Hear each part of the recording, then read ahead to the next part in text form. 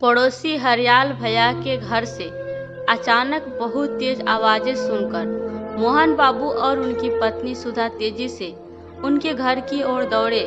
जहां जाकर उन्होंने देखा कि हरियाल भैया और उनकी पत्नी विमला अपने बेटे रवि पर गुस्सा हो रहे थे। उनका चेहरा तमतमाया हुआ था।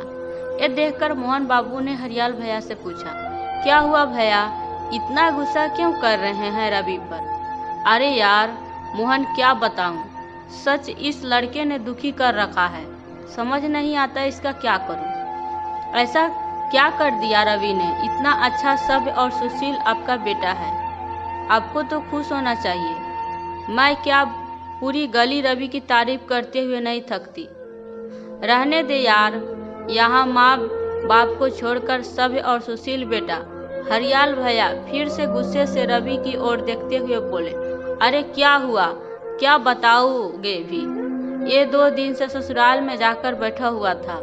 अपनी घरवाली को लेकर आज बड़ी मुश्किल से बुलाया। इसकी माँ ने बिटिया और दामाद जी आ रहे हैं और ये है कि बहू को बजाय साथ लाने के वापस ससुराल जाने की कह रहा है।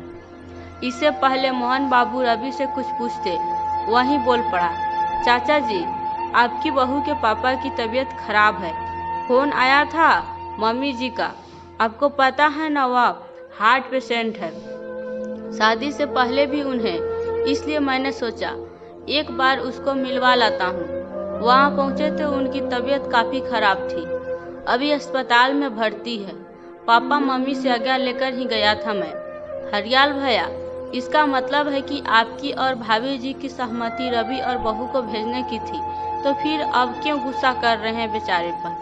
अरे यार, अभी तो बताया कि इसकी बहन और बहनोई आ रहे हैं। अब दामाद घर आ रहा है तो उसके सेवा सम्मान के लिए रवि और बहू को घर होना चाहिए था कि नहीं? इतना अच्छा दामाद है। अब भी अंजू बोलती है वह लेकर हम लोगों से मिलवाने चला आता है। हरियाल भैया की बात सुनकर मोहन बाबू ने रवि को कहा, रवि तुम मेरा एक काम करोगे, बाजार जाकर मटर पनीर ला दोगे? जी चाचा जी, अभी ले आता हूँ, कहकर मोहन बाबू से पैसे लेकर रवि बाहर निकल गया। यह देखकर हरियाल भैया और गुस्से से बोले, तुम बड़े अजीब है मोहन, बजाय मेरा साथ देकर रवि की डांट लगाने के उसे अपने काम से भेज दिया। हरियाल भैया शांत हो जाइए और पहले पानी पीजिए। भैया आप यह क्यों भूल रहे हैं कि रवि आपका बेटा है तो किसी का दामाद भी, बिल्कुल आपकी अंजू बिटिया की तरह। वो भी तो किसी की बेटी को अपने पिताजी से मिलवाने गया है। अपनी बहू भी तो किसी की बेटी है। और भैया, जितना आप अपनी बेटी और दामाद से प्यार करते हैं उतना ही प्यार रवि के ससुर जी भी तो उनसे करते होंगे। वह भी तो उसे बेटे की तरह मानते होंगे। सच कहूँ भैया, हम बहुओं से हमेशा कामनाएं करते हैं कि वो अपने सास ससुर और अपने पति के घर को बेटी बनकर अपना ले, मगर वहीं अपने बेटे को बहू के परिवार में घुल मिल कर रहने नहीं देना चाहते। ये तो दोनों में फर्क करने जैसा हुआ कि नहीं? अब सोचिए, कल आपके इन व्यवहार के चलते बहू आपको माता पिता की जगह सास ससुर की तरह भैया हाथ को हाथ होता है। मैंने तो रवि का ध्यान भटकाने के लिए उसे बाजार भेजा था ताकि जिस बात को आप नज़रअंदाज कर रहे हैं आपकी आंखों के समकक्ष और नज़रों में आ जाए।